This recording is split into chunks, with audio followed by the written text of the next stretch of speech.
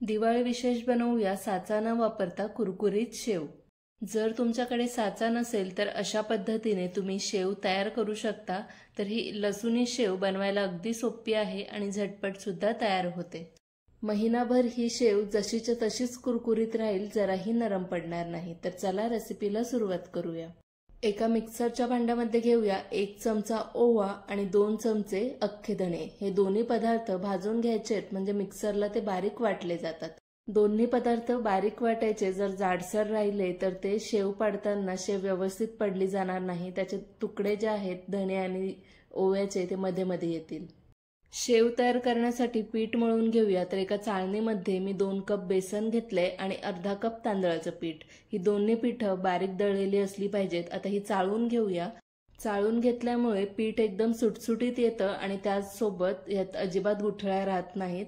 तांदळाचं पीठ मी घातलेलं आहे, त्याने ही शेव एकदम कुरकुरीत होते।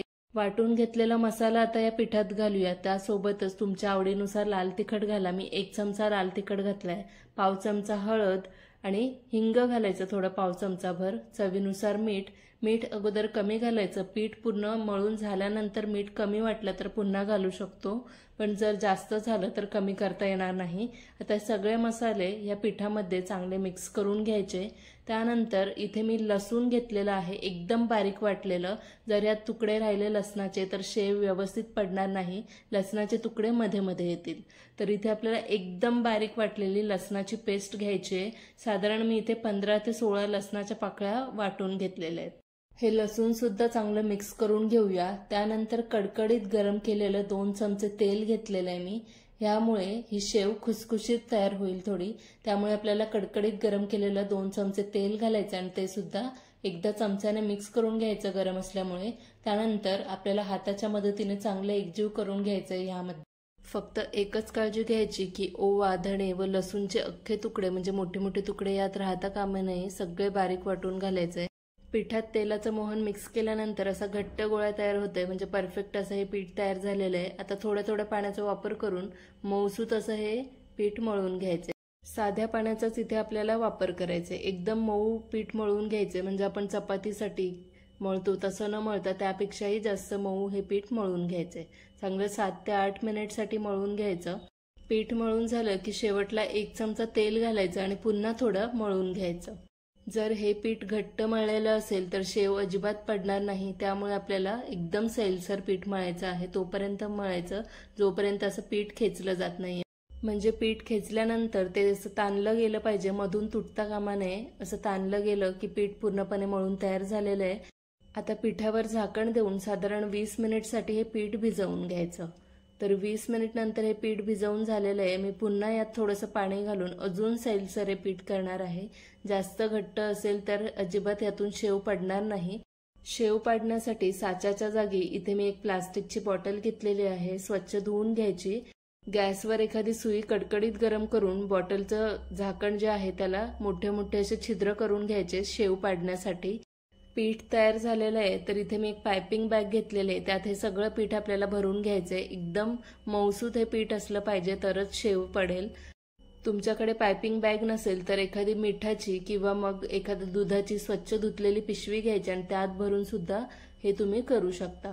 तर इथे मी टोकाचा भाग जो आहे तो जाडसर असा कापून घेणार आहे आणि बॉटलमध्ये आता हे पीठ जे आहे ते भरून घेणार आहे। पायपिंग बॅगच्या वरून असं थोडा दाब द्यायचं आणि हे पीठ अशा पद्धतीने भरून घ्यायचं। जर हे पीठ बॉटलमध्ये भरताना तुम्हाला पिठावर जास्त जोर द्यावा लागत असेल तर तुमचं पीठ घट्ट आहे, मग पुन्हा थोडा पाण्याचा वापर करून हे पीठ अजून सैलसर करा आणि मग भरा। बॉटलच्या वरच्या भागावर थोडा दाब देऊन मीडियम गरम तेलामध्ये ही शेव अशी सोडायची। इझिली पडते, फक्त परफेक्ट अशी जशी आपण साच्याने पाडतो तशी पडत नाही, एकदम सरळ होत नाही। पण जर तुमच्याकडे साचा नसेल तर तुम्ही अशा पद्धतीने ही शेव बनवू शकता। असं ही शेव तयार झाल्यानंतर आपण तिचे तुकडेच करणार आहोत, त्यामुळे चवीमध्ये तर काही फरक येत नाही। जर तुमच्याकडे साचा नसेल तर अशा पद्धतीने तुम्ही नक्कीच बनवू शकता। एक बॅच मी इथे तळून घेतलेली, आता दुसरी बॅच सुद्धा अशाच पद्धतीने करूया। तेलामध्ये ही शेव सोडल्यानंतर तुम्हाला जराही ही शेव हलवायची नाहीये।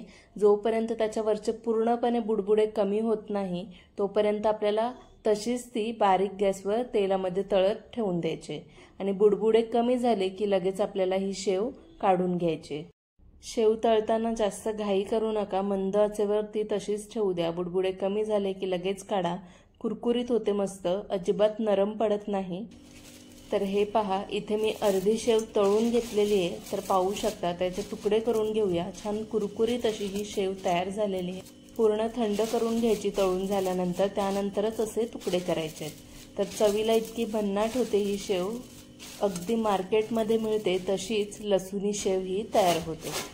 पूर्णपणे थंड झाल्यानंतर याचे असे तुकडे करायचे आणि हवाबंद डब्यामध्ये भरून ठेवायचं। 1 महिन्यापेक्षाही जास्त ही शेव टिकते आणि एकदम कुरकुरीत राहते। रेसिपी आवडली असेल तर सबस्क्राईब करा। भेटूया पुढच्या वेगळ्या रेसिपीसोबत।